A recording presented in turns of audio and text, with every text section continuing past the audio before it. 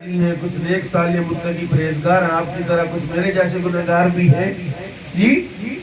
تو اللہ تعالیٰ نے جب رسول اللہ کو ڈائریکٹ سلام کہا ہوگا تو مجھے بتائیے کتنی سلامتی آئی ہوگی۔ السلام علیکہ ایھا النبی ورحمۃ اللہ وبرکاتہ۔ اب فاصلہ کتنا ہے؟ فکان قاب قوسین، دو کمانوں کا فاصلہ یہ اس سے بھی کم ہے۔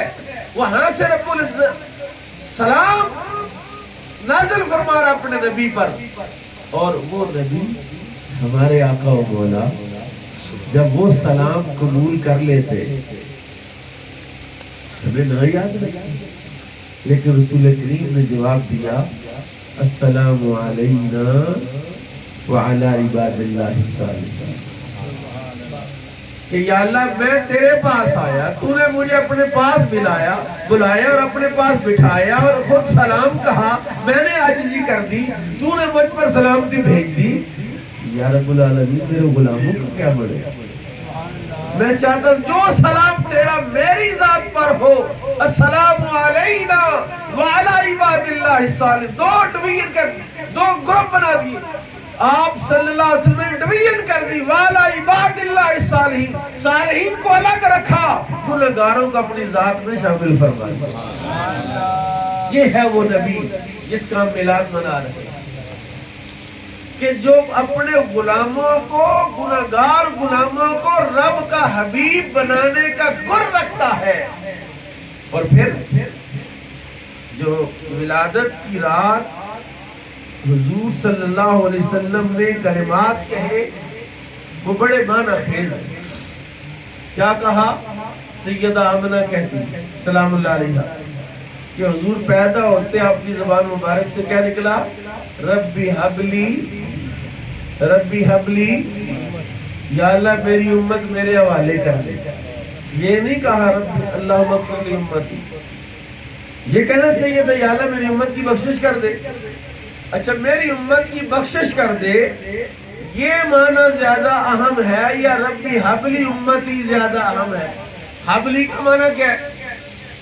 میرے حوالے کر دے۔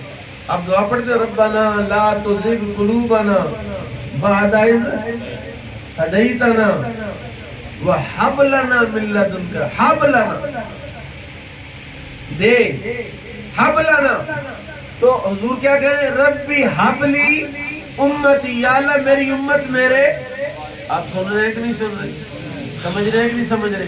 ربانی صاحب نے آپ کو تھکا تو نہیں دیا، میں زیادہ ٹائم نہیں لیتا لیکن تھوڑا سا میرا ساتھ ہے تاکہ یہ مسئلہ اگر سمجھ آ جائے، کیونکہ ربانی صاحب نے عشق رسول اور سرکار کی محبت جو آپ کے سینوں میں منتقل کرنے کی کوشش کی ہے، نعت کی صورت میں بچے پڑھ رہے تھے نعت، تو میں یہ بتانا چاہتا ہوں کہ ربی حبلی امتی اور اللہم اغفر لی امتی میں فرق کیا ہے؟ یا اللہ میری امت میرے، یا اللہ میری امت میرے، یا اللہ میری امت میرے حوالے کر دے۔ اور حضور صلی اللہ علیہ وسلم کے بارے میں فضل بن عباس کیا کہتے ہیں کہ جب میں نے رسول اللہ کے وصال کے بعد، کفن دفن کے بعد، جنازے کے بعد قبر میں رسول اللہ کو اتارا، ہم 3 لوگ تھے، 2 نکل گئے، میں آخری رہ گیا۔ فضل بن عباس کے رسول اللہ کے فرسٹ کزن حضرت عباس بن عبد المطلب کے بڑے بیٹے، وہ کہتے ہیں میں باہر نکلنے لگا تو میرے دل میں یہ خیال آیا کہ آج کے بعد تو رسول اللہ کا ظاہری دیدار تو نہیں ہوگا، تو ایک مرتبہ دوبارہ نہ دیکھ لوں۔ قبر میں لیٹے ہوئے رسول اللہ کے چہرے سے کپڑا ہٹایا تو آپ کے قبر میں لیٹے ہوئے ہونٹ ہل رہے تھے۔ کہتے میں نے کان قریب کیا تو آواز آ رہی تھی اللہم اغفر لی امتی، اللہم اغفر لی۔ اب اس دونوں میں فرق کیا ہے؟ اللہم اغفر لی امتی یہ تو ساری زندگی رسول اللہ کا وظیفہ تھا، آپ کا وظیفہ کیا؟ کوئی استغفار پڑھتا رہتا ہے، کوئی سبحان اللہ کرتا رہتا ہے۔ نبی کریم صلی اللہ تعالی علیہ وسلم کا وظیفہ ساری زندگی کا کیا ہے؟ اللہم اغفر لی امتی، یا اللہ میری امت کی بخشش کر دے۔ لیکن ولادت کی رات یہ کیوں کہا ربی حبلی امتی، یا اللہ میری امت میرے حوالے کر دے؟ اس لیے کہ اللہم اغفر لی امتی، بعض بندے محلے بخشش ہوں گے، بعض اپنے کردار اور اعمال کی وجہ سے فاسق ہوں گے، فاجر ہوں گے، بد کردار ہوں گے۔ اہل سنت کا ایک عقیدہ ہے کہ گناہ کبیرہ کی توبہ واجب ہے۔ گناہ کبیرہ کی توبہ، اگر کسی نے گناہ کبیرہ کیا توبہ نہیں کی، اللہ کرم فرمائے تو معاف کر دے، نہیں تو وہ معاف نہ کرے تو اسے گناہ کبیرہ کی سزا بھگتنی پڑے۔ اگرچہ اندر ایمان کی رتی موجود ہے، ایمان کا ٹرک موجود ہے، گناہ کبیرہ کی ہے، توبہ واجب ہے۔ اگر توبہ نہیں کی، وہ کریم ہے، کرم کرے تو معاف کر دے، لیکن اگر اس نے معاف نہ کیا تو گناہوں کو بھگت کے پھر جنت میں جانا ہوگا۔ سمجھ آ رہی ہے؟ نبی کریم صلی اللہ علیہ وسلم نے فرمایا رب ہب لی امتی، یا اللہ جو میری کملی کے نیچے آ جائیں گے ان کو تو معاف کر ہی دے گا۔ جس کی نسبت رسول اللہ سے ہو جائے، جو حضور سے جڑ جائے، جو وہ کیا شعر ہے جنوانی صاحب کہ میدان محشر میں گناہ گاروں میں آ کر شامل پارسا ہوں گے، گناہ گاروں میں آ کر شامل پارسا ہوں گے۔ جو نیک متقی صالح ہوں گے وہ دوڑ دوڑ کے گناہ گاروں میں داخل ہوں گے۔ کیوں؟ اس لیے کہ حضور نے فرمایا شفاعتی لامتی لاہل الکبائر، میری شفاعت میری امت کے گناہ گاروں کے لیے۔ نیک یہ چاہیں گے کہ ہمیں بھی وہ اعزاز ملے جو ان گناہ گاروں کو مل رہا ہے، اس لیے فرمایا رب ہب لی امتی، یا اللہ میری امت میرے حوالے کر۔ یہ جو اللہ نے کہا ہے نا لقد من اللہ علی المؤمنین اذ بعث فیہم، اللہ نے احسان کیا، یہ کیا ہے؟ یہ کیا احسان ہے؟ کہا یہی احسان ہے کہ جس کے بارے میں میرا محبوب سفارش کرے گا وہ سفارش رد نہیں ہونی، قبول ہی ہونی۔ یہ احسان ہے۔ وہ یہاں کیا ہے، دنیا میں کوئی مشکلیں، کوئی پریشانیاں، کوئی بیمار، کوئی تنگ دست، کوئی غریب، کوئی امیر، کوئی کچھ، یہ تو گزر جائے گا وقت، لیکن وہاں لا متناہی زندگی ہے۔ آج جو اپنی نسبت رسول اللہ سے جوڑ لے گا اس سے بڑا کوئی امیر کائنات میں، اور آج اگر وہ کوئی پاٹے کھا رہے گا کہ بھئی اللہ سے مانگو، اللہ سے مانگو، اللہ سے مانگو، اللہ ہی اللہ، اللہ نے بتایا، اللہ نے کہا لا اذکر حتی تذکر، میرا ذکر نہ کیا جائے۔ مطلب یہ ہے کہ کوئی اکیلا میرا ہی ذکر کرے گا تو اس کا کوئی فائدہ نہیں کہ میں نے قبول نہیں کرنا، جب تک میرے ذکر کے ساتھ میرے محبوب کا ذکر شامل نہیں ہوگا میں اپنا ذکر قبول ہی نہیں کروں گا۔ اور جب میرے ذکر کے ساتھ یا اللہ کے ساتھ یا رسول اللہ میں لکھا ہوگا تو وہ مسیحت بھی اللہ نے قبول کر لی۔ وہ ربی حب لی امتی، اتنی وسعت ہے اس لفظ میں، اتنی وسعت ہے۔ سیدہ فاطمہ الزہرا رضی اللہ تعالی عنہا سلام اللہ علیہا روٹیاں لگا دی حضور تشریف لائے صلی اللہ علیہ وسلم، فرمایا مجھے بھی 2 روٹی میں بھی لگا دو۔ ایک روٹی تنور میں رسول اللہ نے لگائی، حضرت سیدہ نے جو روٹیاں لگائی وہ پک گئی، اور انتظار میں ہے کہ جو روٹی رسول اللہ نے تنور میں لگائی ہے وہ نہیں پک رہی۔ کافی وقت گزر گیا، حضور نے پوچھا کیا بات ہے، کیوں کھڑی ہو؟ کہ حضور جو روٹی آپ نے لگائی تھی، آپ نے روٹی لگائی تھی وہ کچی کی کچی ہے، وہ پک نہیں رہی۔ فرمایا قیامت تک نہیں پک سکتا۔ کیوں؟ کہ میرا ہاتھ لگ گیا اس میں۔ دنیا کی آگ نہیں جلائے گی، جہنم کی ہے۔ حضرت سواد نے تو اخیر کر دی۔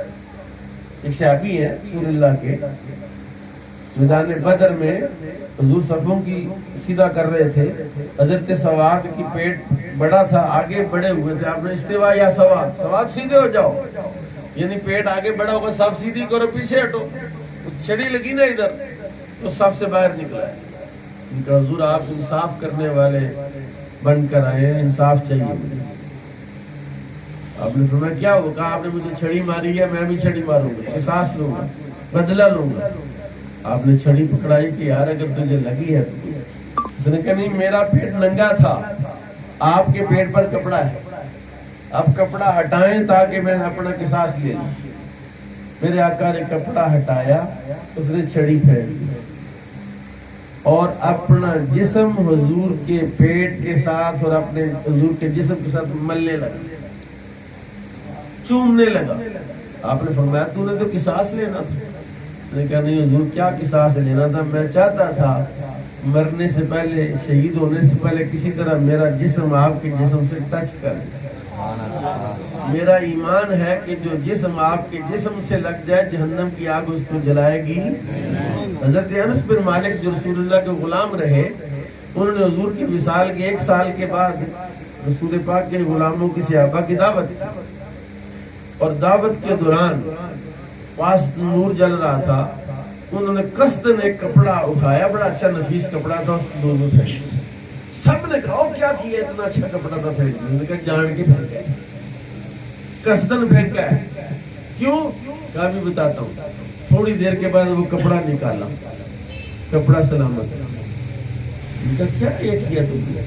کہا ایک دن رسول اللہ میرے گھر آئے صلی اللہ علیہ وآلہ، میرے گھر آئے تھے، حضور صلی اللہ علیہ وسلم نے اپنا دست مبارک اس کپڑے کے ساتھ صاف کیا۔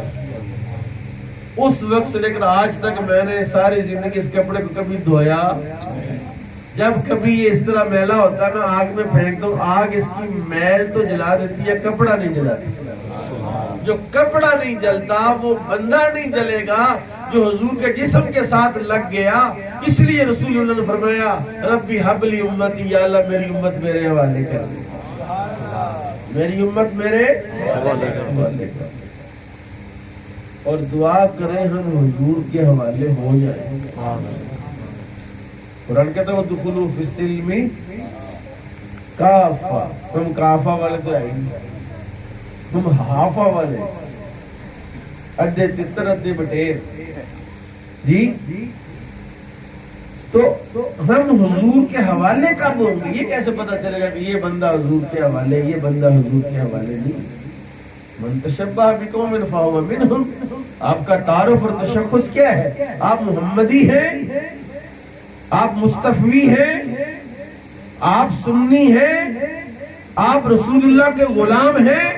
حضور کے غلام ہونے پر آپ کو فخر ہے، رسول اللہ کی نعت آپ کے دل کو ٹھنڈ ڈالتی ہے، حضور کا کردار آپ کو خوبصورت لگتا ہے، رسول اللہ کا چہرہ اگر آپ کو خوبصورت لگتا ہے، اتنا زیادہ جو پیکج لینا ہے تو چہرہ ہی مصطفیٰ والا بناؤ۔ اتنا لمبا پیکج ہے۔ قبر میں جو آج سے 1400 سال پہلے بندے فوت ہوئے، کیا کر رہے ہیں قبر میں؟ 14,000 سال پہلے والے کیا کر رہے ہیں؟ 14 کروڑ سال پہلے والے کیا کر رہے ہیں؟ رسول پاک کی امت سے پہلے ساری امتیں جو امتیں ہیں، امت اجابت ہیں، مومن ہیں، مسلمان ہیں، وہ اپنی قبروں میں قیامت کی منتظر ہے، انتظار کر رہی ہے۔ اب حضور آگے، ان کا انتظار ختم ہو گیا کہ اب اس کے بعد مزید لمبا انتظار، اور اب ہم ہیں، جب ہم ختم ہو جائیں گے پھر ان کو، اور وہ جنتی ہے لیکن اللہ نے ان پر جنت کو حرام کر دیا جب تک امت مصطفیٰ جنت میں داخل نہیں ہو۔ گویا ساری امتوں پر اللہ کی جنت حلال کرنے والے ہم ہیں، اور ہم جنتی کیسے ہوں گے اگر ہم رسول اللہ کے سچے غلام ہوں گے، حضور کے نمائندے ہوں گے۔ اور ابھی تو میرا خیال